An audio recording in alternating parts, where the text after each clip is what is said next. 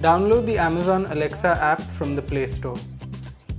Check if there are any updates for the Qualcomm Voice Assist app.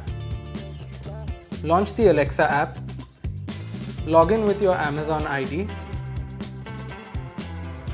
Give permissions to Alexa and Qualcomm Voice Assist.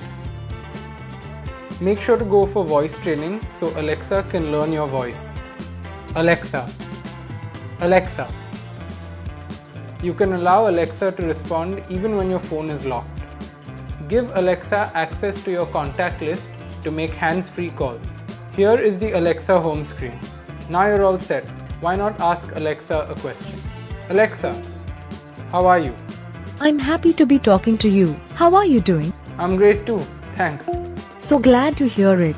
To access Alexa through touch, make sure to add it as a widget on the home screen.